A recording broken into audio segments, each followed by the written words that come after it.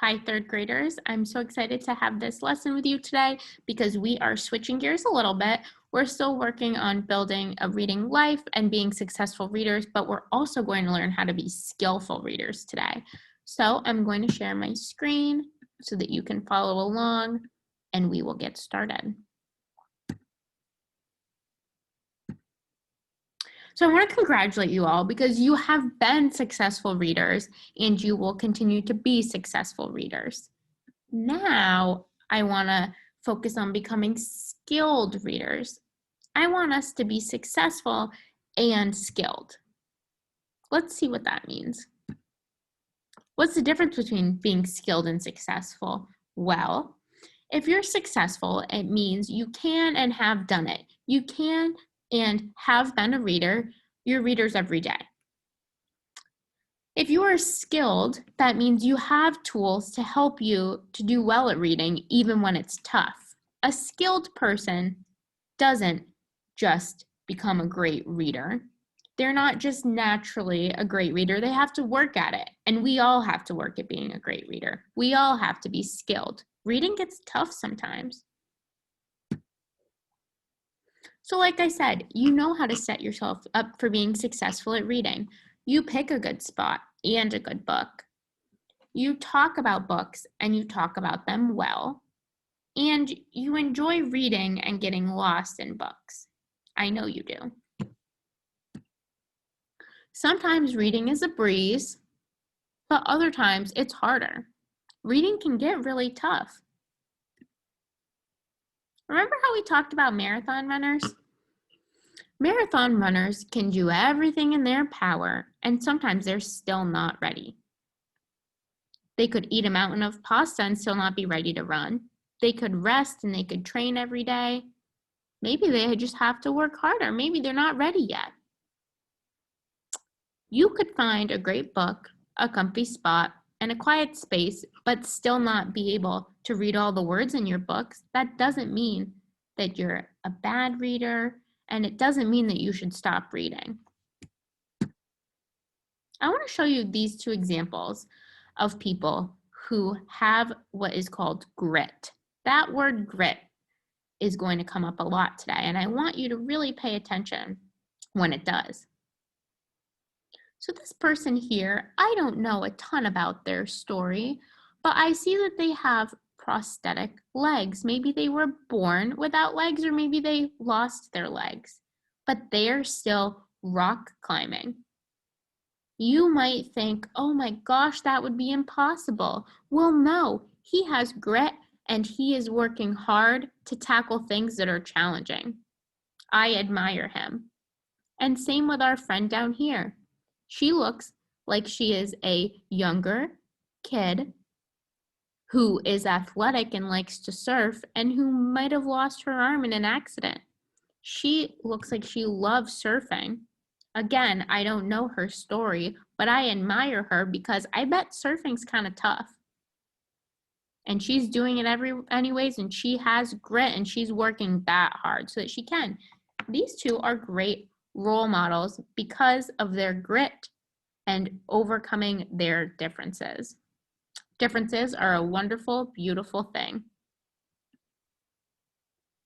Today, I want to teach you that being a skilled reader takes what is called grit. There's that word again. Being a skilled anything takes grit. You have to be one tough cookie. You might have heard this expression before. Being one tough cookie means that you are up for the challenge and you are willing to work hard. It means you have grit. Being a reader takes grit. Sometimes you do all that you can and it's still hard. That word grit means trying your hardest when things get tough.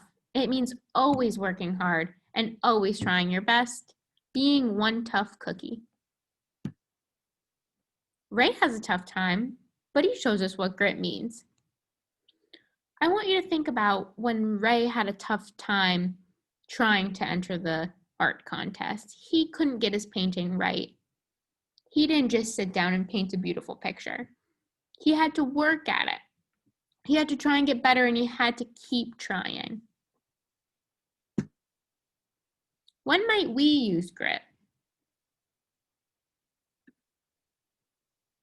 I want to model what it's like to not have grit.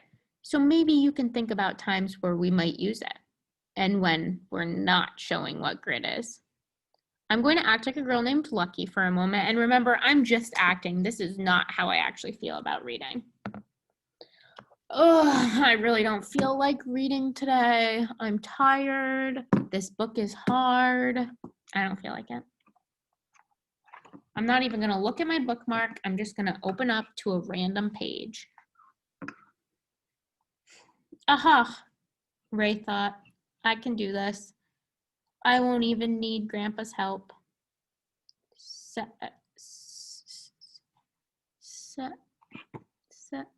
I don't know that word. I'm done reading. I'm so mad. I hate reading. I don't know that word.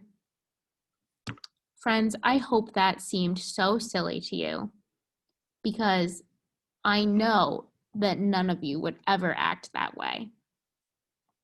You're not going to give up if something gets tough. If you come across a word that's too hard, you are going to have grit and you're going to tackle that word or that hard part or that hard book. There's something called a grit test in reading, and I'm wondering if Lucky, that person I just showed you, is going to pass. Let's look at a few things on the grit test to see if she might pass. Does Lucky read every day at school and at home? I'm going to guess no. Does she finish books that she starts? Well, we saw that she didn't. She just gave up when it got tough. Do you think that she thinks about her goals before she sits down to read? She seemed a little willy-nilly to me. That means she seemed like she just sat down and started reading and didn't really have a plan or start in the right spot. I don't think she would have passed. When we do all of these things, it makes us have grit for reading. Here's a grit scale. You can agree or disagree with the things on the grit scale that we saw before, and we can think, this sounds very much like me. That would get you 2 points. Somewhat like me, it would get you 1 point. Or not like me at all, it would get you 0 points. So friends, we're going to do a different version of the grit scale later today. But I wanted to show you what that looked like anyways. Yours will be a little bit different. You'll get to agree a little bit, or disagree. But it's more like a self-check. You're checking in to see if you have grit as a reader. It'll make more sense when you see it. Don't worry and don't be confused. You'll get to think to yourself, do I have grit? In your independent assignment. We all need to have grit in so many different aspects of our life, especially as readers. Having grit means that you are a hard worker. There are not many compliments that are better and produce a better feeling than when somebody tells you that you're a hard worker. I like to be told that I'm kind, a hard worker, and a good teacher. Those are the things that I strive for. I would love to be told that. I want you all to feel the same way about being a hard worker. I want you all to feel really good inside when a teacher tells you that you're a hard worker. There's other things, like I said, that are important, like maybe being kind or caring about things, but being a hard worker is one of the most important things, especially in reading.